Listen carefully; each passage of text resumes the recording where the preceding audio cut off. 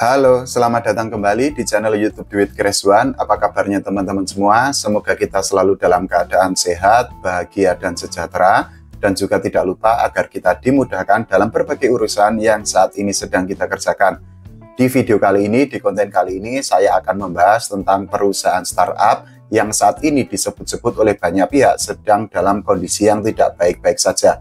Padahal kita ketahui perusahaan startup itu sempat menjadi incaran, sempat menjadi bidikan, dan sempat menjadi impian bagi banyak generasi muda, bagi banyak karyawan, dan bagi banyak pekerja untuk bisa mendapatkan pekerjaan di dalamnya. Kita ketahui juga perusahaan startup itu sempat booming, bahkan sempat menikmati masa bulan madu, tapi ternyata masa bulan madu yang dialami oleh banyak perusahaan startup itu ternyata tidak bisa bertahan dalam waktu yang sangat lama. Saat ini kita ketahui sangat banyak perusahaan startup yang melakukan PHK massal, melakukan layoff massal, dan juga ada banyak perusahaan startup yang bangkrut. Kalau kita bicara tentang perusahaan-perusahaan startup yang bangkrut, itu ada banyak contohnya. Salah satunya adalah Pegi-Pegi.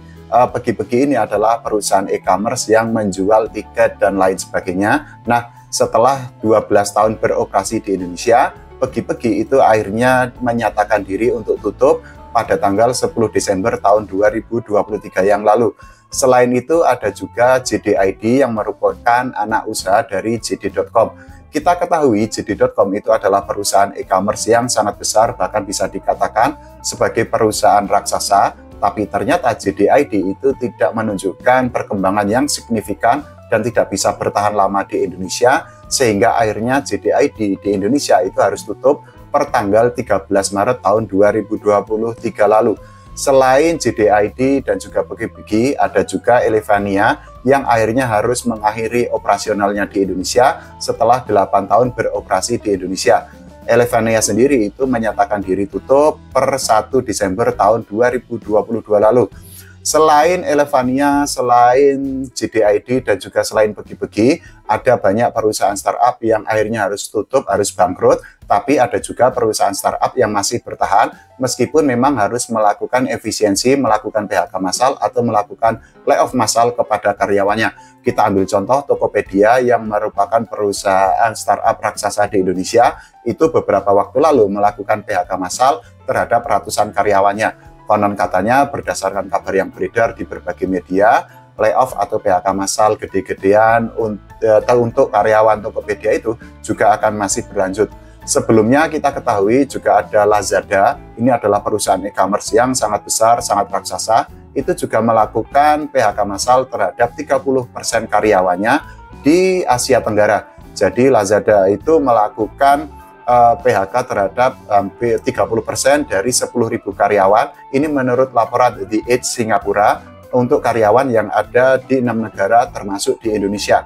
Nah, kalau kita bicara tentang perusahaan-perusahaan startup yang bangkrut atau akhirnya tutup, itu sebenarnya sudah ada catatannya dari perusahaan manajemen ekuitas yaitu Catra. Jadi menurut Catra berdasarkan hasil risetnya itu ada 543 perusahaan startup yang bangkrut. Selain itu menurut Catra itu juga 20% perusahaan startup itu mengumpulkan dana dengan valuasi yang lebih rendah pada tahun 2023 dibandingkan tahun-tahun sebelumnya.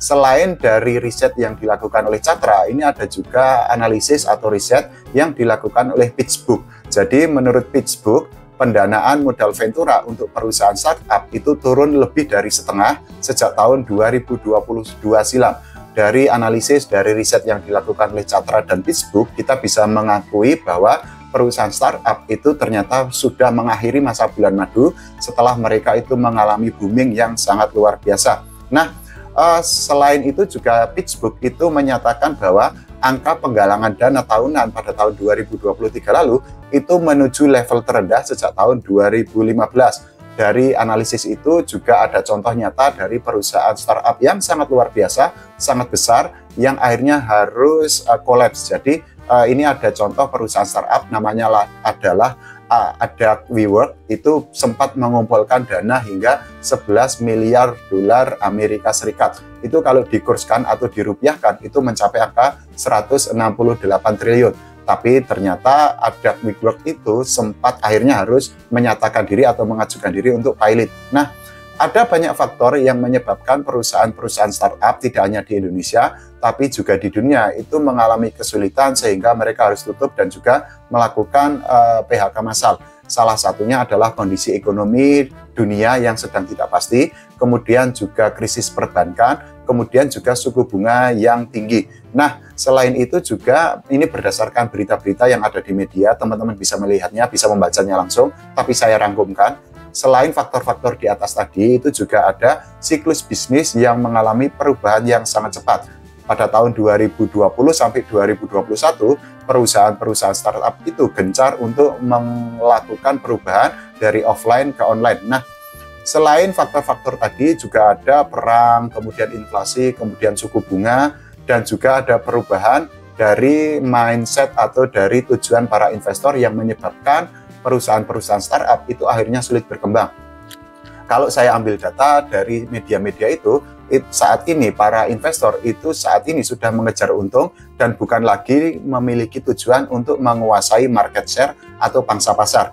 Nah, kondisi perusahaan-perusahaan startup yang mengalami kolaps atau bahkan melakukan PHK massal itu sebenarnya quote and quote bisa sejalan atau relate atau sesuai dengan prediksi dari Asosiasi E-commerce Indonesia atau IDEA pada tanggal 8 November tahun 2018 silam.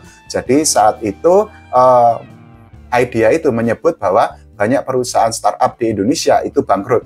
Banyak faktor yang menyebabkan perusahaan-perusahaan startup di Indonesia itu akhirnya harus bangkrut. Salah satunya itu adalah founder perusahaan startup atau pendiri perusahaan startup itu ternyata memang belum mempunyai pengalaman untuk menjalankan bisnis, khususnya bisnis di perusahaan startup. Selain itu juga founder perusahaan startup itu juga kurang kesempatan mentoring dengan perusahaan-perusahaan yang sukses sebelumnya. Menurut IDEA itu rata-rata umur startup di Indonesia itu 1-2 tahun. Nah, selama 1-2 tahun itu para foundernya, para pendirinya itu harus menggunakan uang pribadinya untuk menjalankan roda organisasi untuk mencukupi berbagai kebutuhan agar perusahaan startup-nya itu bisa berjalan sesuai keinginannya. Nah, menurut IDEA, kondisinya itu bisa berubah setelah perusahaan startup itu mendapatkan pendanaan seri A, kemudian pendanaan seri B. Menurut IDEA, kalau perusahaan startup itu sudah mendapatkan pendanaan seri B, itu kesempatan untuk bertahannya itu lebih besar. Karena apa? Karena bisnis perusahaan startup itu dianggap lebih kokoh lagi. Selain itu, kalau kita bicara tentang faktor lain yang menyebabkan banyak perusahaan startup itu bangkrut atau akhirnya melakukan layoff massal atau PHK massal, itu ada banyak faktor lain. Di antaranya itu adalah bisnis yang ditawarkan oleh perusahaan startup itu ternyata tidak diterima oleh pasar. Selain itu juga ini yang tidak kalah penting adalah perusahaan startup itu ternyata bisa kehabisan dana. Seperti yang disampaikan oleh IDEA sebelumnya, itu memang kalau dari 1-2 tahun, itu founder atau pemilik perusahaan itu menggunakan uang pribadi.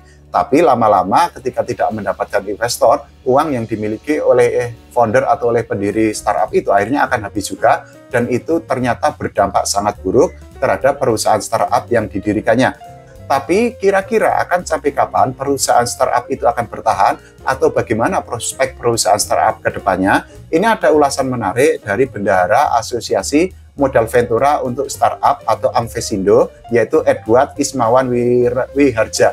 Jadi pada tanggal 11 Januari tahun 2023 lalu, Edward Ismawan itu menyampaikan pandangannya tentang bagaimana prospek, tentang bagaimana kira-kira perkembangan perusahaan startup atau industri startup di Indonesia dan di dunia pada tahun-tahun ke depannya. Nah, dirinya itu meyakini bahwa perusahaan startup itu masih memiliki prospek yang cukup bagus. Selain itu juga Ismawan itu menyebut bahwa perusahaan startup khususnya yang ada di Indonesia itu masih memiliki peluang yang terbuka cukup lebar. Namun dirinya itu menggarisbawahi bahwa perusahaan-perusahaan startup itu harus memiliki kemampuan dan adaptasi pasar yang sangat bagus. Kita ketahui tadi saya bahas bahwa ada banyak faktor yang menyebabkan perusahaan startup itu akhirnya harus gulung tikar, harus bangkrut. Salah satunya adalah tidak diterima pasar. Nah, mungkin perusahaan startup atau manajemen itu bisa melakukan evaluasi sehingga akhirnya bisnis yang dijalankan oleh perusahaan startup itu bisa lebih diterima oleh pasar sehingga perusahaan startup itu bisa sustain atau bahkan bisa berkembang di masa mendatangnya. Nah, menurut Ismawan, PHK massal yang terjadi pada perusahaan-perusahaan startup itu tidak mencerminkan tren sepanjang tahun.